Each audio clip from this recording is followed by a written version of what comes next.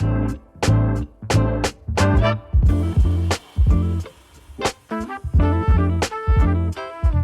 to the Custom Built and Screwed podcast, episode 4. Let's talk about what happens when you try to build something small, smart, and useful in your own backyard, and the city says, absolutely not, but thanks for the $25,000 in consultant fees. This episode is about a real project with real people, real money, and a giant bureaucratic hammer that smashed it into pieces. The city didn't even say thanks. And this poor family did literally spend tens of thousands of dollars trying to get a permit for a laneway house. Let's dive in. So let's say that this client that we're speaking of, let's call him Bob Jones. Really nice guy, legend. He and his wife owned a home with an old detached garage, and they wanted to turn it into a small self-contained secondary dwelling. Nothing wild, like 600 to 800 square feet, 1 bedroom, 1 bathroom, and a small kitchen. Perfect for aging parents or adult kids or rental income. They had the land and they had the budget. They had a builder, me. What they didn't have was permission. The first problem that they ran into was rezoning. Despite the lot already being zoned residential and half the street having suites, the city said, if you want to build that, you've got to rezone the land first. So we started the process. We hired planning consultants. We had a heritage review. We had surveys done, a tree study, landscape drawings done, architects hired, infiltration calculations, noise mitigation, all before even touching a shovel. So then we got a nice little surprise from the city, and I'm just going to refer to some notes that I have here, all right? They say community development fund of $25 per square foot over existing FSR guidelines, which equated to about $20 or $20,000 rather in costs. The rezoning timeframe was unknown. They got no guidance on that. They were just told 1 to 3 years is what they were told. And on top of that, because it had taken so long to go through their planning process, the survey had expired. So they now had to have their home resurveyed.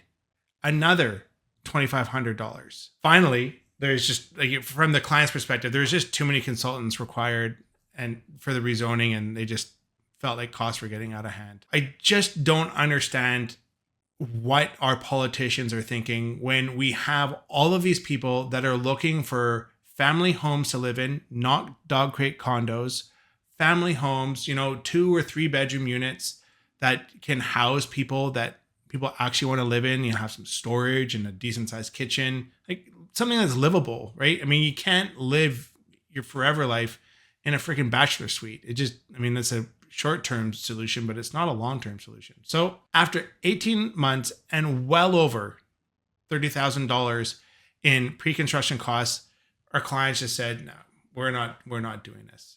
So they sat down, they reran the math, and they factored in the fees, the timelines, and the bureaucratic nightmares, and came to the conclusion that it's just cheaper to sell and move than to keep fighting. And that's what they did. The project got canceled and the opportunity lost. So the city loses by doing nothing. Nothing is gained, and the community loses too. I think it's really important to identify that these weren't developers. This wasn't going to be some like crazy custom laneway home. This was just a family trying to add some additional space and create some income for themselves as well and increase the value of their property. The red tape, the bylaws, all of this stuff, like, it's just so out of control, guys. We need to get vocal. We need to get out to mayor and council meetings, and we have to be out there expressing our frustrations.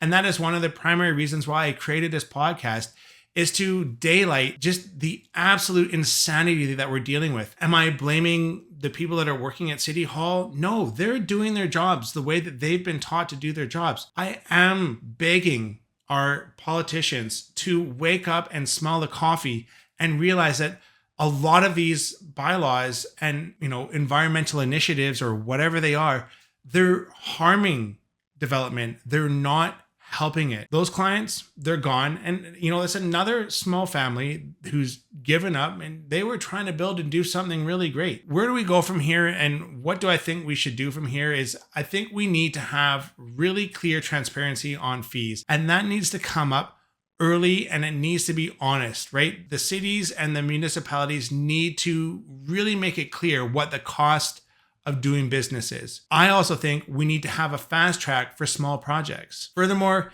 cities need to stop acting like every garage is a condo tower. So if you're a homeowner, I strongly recommend talk to your building and architect early, especially a builder. We have all of this experience dealing with the bureaucracy and navigating how difficult and challenging these things can be. For the moment, until we get loud and we get out there, nothing is going to change. Be aware, get out there, get loud, get vocal. So let's talk about other things that the government is doing or pretending to do to fix housing. They've come up with this Build Home Canada's plan, and we've talked about this on this podcast before. 500,000 homes per year. Good freaking luck. The most homes that we have built in Canada in the last 50 years was like 230,000. We have a skilled labor shortage. How are you going to create 500,000 homes?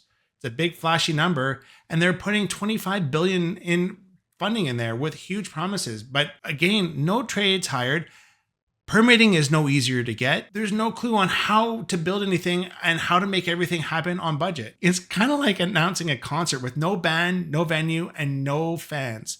But hey, the concert posters are great and they look wonderful and they're on shiny glossy paper. So we've now got the Housing Accelerator Fund. So this one gives city cash for pretending to fix zoning, but there's no penalties for not issuing permits faster, and you get paid for trying, not for results.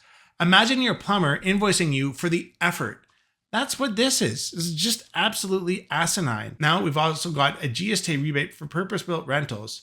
So this only applies if 90% of your units are rentals for decades. And so basically it's going to be REITs. Good to go. Mom and pop builders, screwed. Garage suites, laneways, carriage houses, negative Ghost Rider, not happening. It's a gift to the guys who already have the capital. Now the carbon tax cut.